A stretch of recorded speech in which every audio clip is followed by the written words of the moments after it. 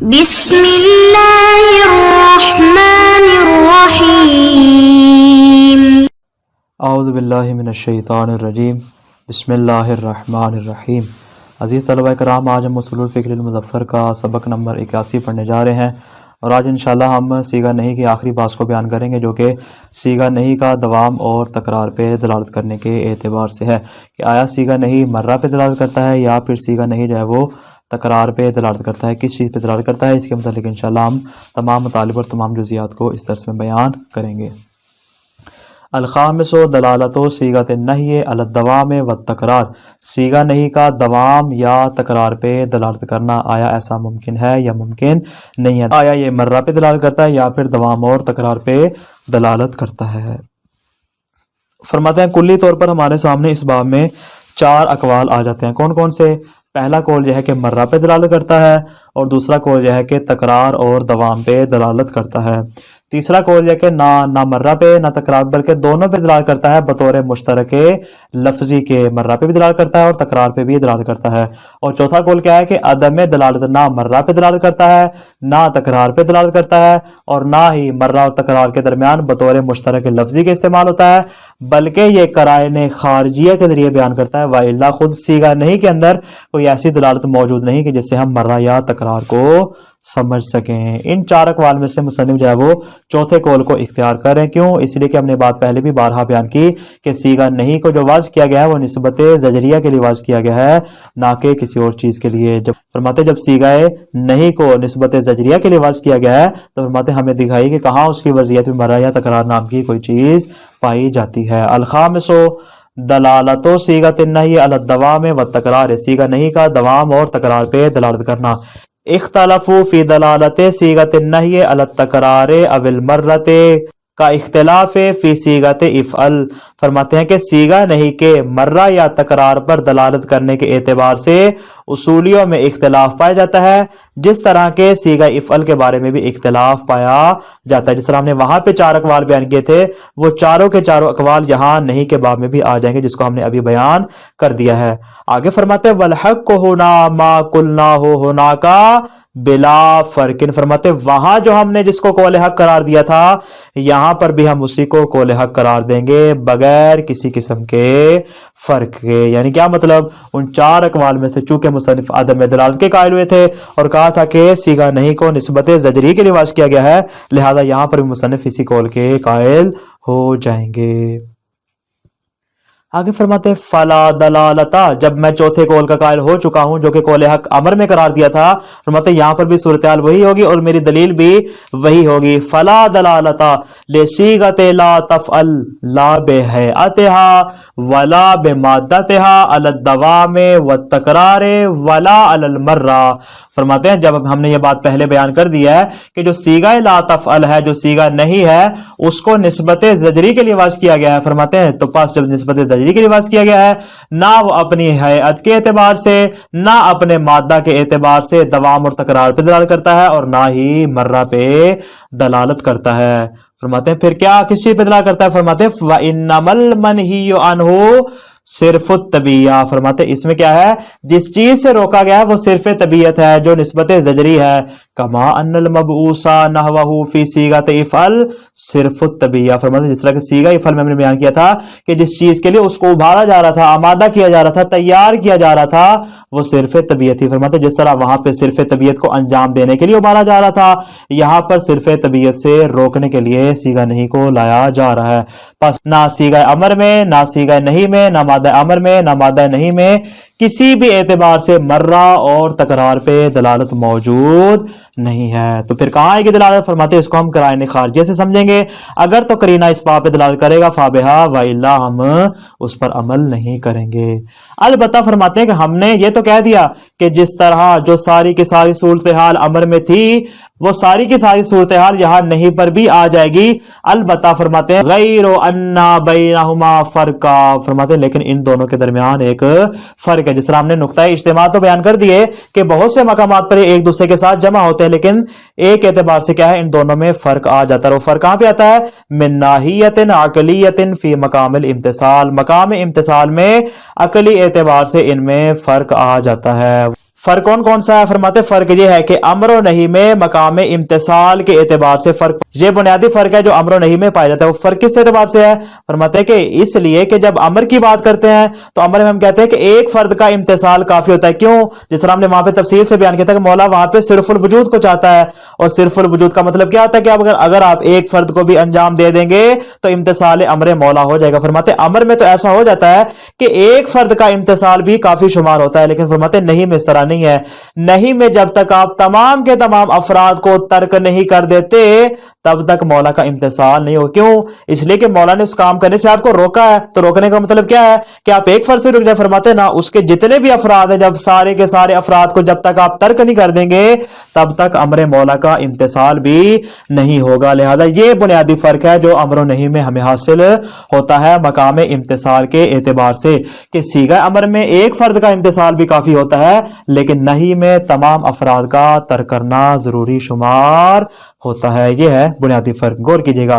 फरमाते हैं कि गैरो अन्ना बैनहुमा फर्कन मिन नाहियतिन अकलियतिन फी मकामिल इम्तिसाल। फरमाते अकली एतबार से सीगा अमर और सीगा नहीं के दरमियान मकाम इम्तिसाल के एतबार से फर्क पाया जाता है। वो फर्क क्या है?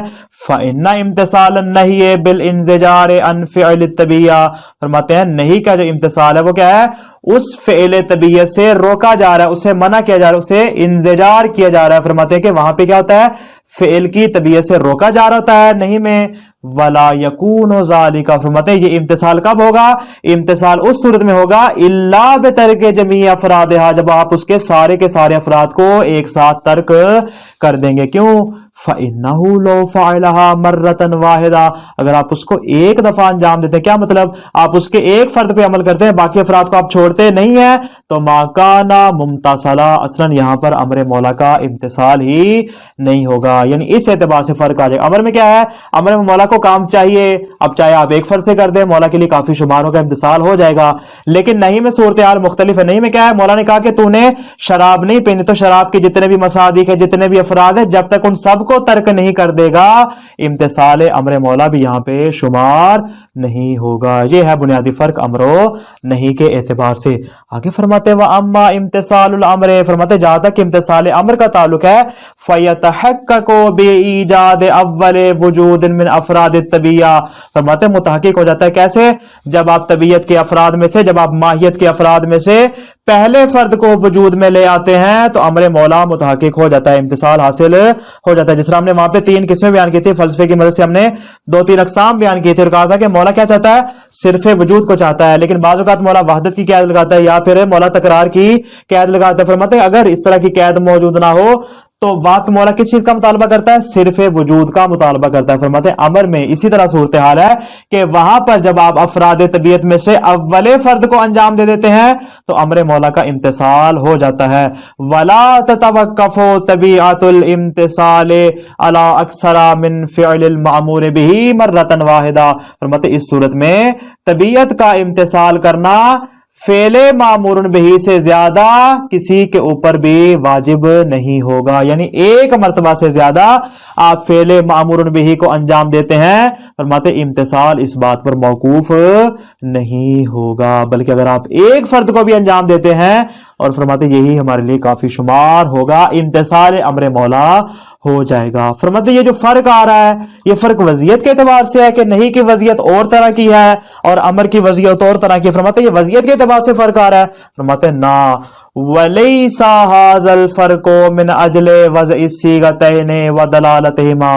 फरमाते हैं ये इस एतबार से फर्क नहीं आ रहा कि दोनों सीगों की वजियत अलग है या दोनों सीगों की दलालत अकल है। फरमाते किस एतबार से आपने ये बात कहां से निकाल ली कि अमर में तो एक फर्द का इम्तिसाल काफी होता है और नहीं में सारे के सारे अफराद को तर्क करना इसके लिए वाजिब और जरूरी होता है। फरमाते ये बात आपने कहां से निकाली? फरमाते बल से इस बात का जवाब दे रहे हैं, बल ज़ालिका मुक्तज़ा तबइन नही वल अमर अकला। बल्कि फरमाते हैं कि طبیعت نہیں اور طبیعت امر عقلاً اس بات کا تقاضا کرتی ہے کہ جب تک اس کے سارے افراد کو نہیں میں ترک نہ کر دیا جائے تب تک کے لیے امتثال امر مولا نہیں ہوگا۔ کیوں بھئی؟ روکنے کا مقصد کیا ہے؟ روکنے کا مقصد ہے کہ اس کے افراد میں سے کسی کو بھی انجام نہ دیا جائے۔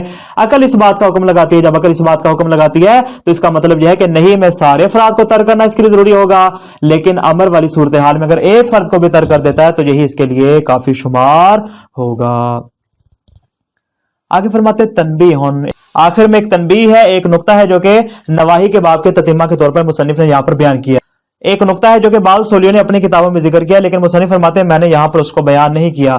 فرماتے ہیں لم نذکر ہنا ما اعتاد المؤلفون ذکرہ، فرماتے ہیں ایک نوٹ ہے کہ ہمارے سامنے تقریباً 5 قسم کی ابحاث ہیں کہ جن کو اصولی مباحث الفاظ میں ذکر کرتے ہیں۔ چونکہ ہم مباحث الفاظ پڑھ رہے ہیں اور ہم نے کہا تھا مباحث الفاظ میں ہم تقریباً 5-7 ابواب جو ہے بیان کریں گے اور اس میں اپنی ابحاث کو مکمل کریں گے۔ فرماتے ہیں بعض اصولی اپنی کتابوں کے اندر کیا کرتے ہیں، مباحث الفاظ میں کچھ اضافی ابحاث کو ذکر کرتے ہیں۔ کون کون سی؟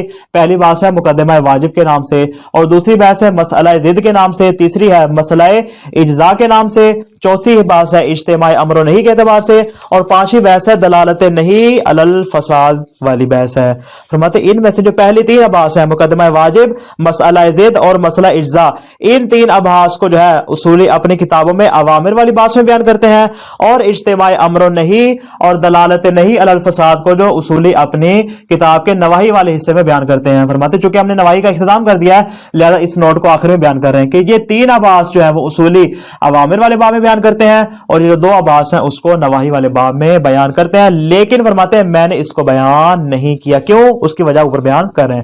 فرماتے ہیں تنبیہ لم نذکر ہونا ما اعتاد المؤلفون ذکرہ، فرماتے ہیں کہ میں نے ان چیزوں کا یہاں پہ اعادہ نہیں کیا، ان چیزوں کو بیان کرنا مناسب نہیں سمجھا کہ جس کو مؤلفون اور اصولی اپنی ابحاث میں بیان کرتے ہیں۔ کون کون سی؟ من بحثی اجتماع الامر والنہی ودلالت النہی علی الفساد۔ چونکہ یہ آخری 2 ابحاث کی بات کی، آگے انشاءاللہ پھر 3 کی بات کریں۔ فرماتے یہ جو 2 ابحاث ہیں اجتماع امر و نہی اور دلالت نہیں علی الفساد والی، میں نے اس کو نواہی کے باب میں ذکر نہیں کیا۔ کیوں؟ لأنہما داخلان فی المباحث العقلیہ، اس لیے کہ یہ بحث جو ہے وہ مباحث الفاظ سے تعلق نہیں رکھتی بلکہ مباحث عقلیہ کے ساتھ تعلق رکھتی ہے، جو کہ ہم مقصد 2 میں بیان کریں گے۔ فرماتے ہیں کما سیاتی، جو کہ انشاءاللہ آگے آئے گا، چونکہ اس کا تعلق مباحث عقلیہ کے ساتھ ہے، ولیس ہم من مباحث الالفاظ، اور ان کا مباحث الفاظ سے ذرا برابر بھی تعلق نہیں ہے، لہذا میں نے ان کو یہاں پہ نقل کرنا بھی مناسب نہیں سمجھا۔ یہ ہوگی بات، اور پھر آگے بیان کرتے ہیں کہ وَكَذَلِكَ بَحْثُ مُقَدِّمَةِ الْوَاجِبِ وَمَسْأَلَةِ الضِّدِّ وَمَسْأَلَةِ الْإِجْزَاءِ، فرماتے ہیں مقدمہ واجب کی بحث اور مسئلہ ضد کی بحث اور مسئلہ اجزاء والی بحث کہ جس کو اصولی اوامر والے باب میں عام طور پر بیان کرتے ہیں، تینوں ابحاث کو، فرماتے ہیں ان تینوں ابحاث کو بھی میں نے اوامر والے حصے میں شامل نہیں کیا۔ فرماتے کیوں شامل نہیں کیا؟ فرماتے اس لیے کہ لیست من مباحث الالفاظ ایضا، اس لیے کہ یہ والی ابحاث بھی جو ہے وہ مباحث الفاظ میں شامل نہیں ہے۔ وسنذکر الجمیع فی المقصد الثانی، فرماتے پانچوں کی پانچوں ابحاث کو انشاءاللہ العزیز انشاءاللہ تعالی ہم مباحث عقلیہ میں ایک ایک کر کے تفصیل کے ساتھ بیان کریں گے۔ کیوں؟ اس لیے کہ اس کا تعلق مباحث عقلیہ کے ساتھ ہے، مباحث الفاظ کے ساتھ ان کا کوئی اصلا تعلق نہیں ہے، لہذا میں نے ان کو یہاں پر بیان بھی نہیں کیا۔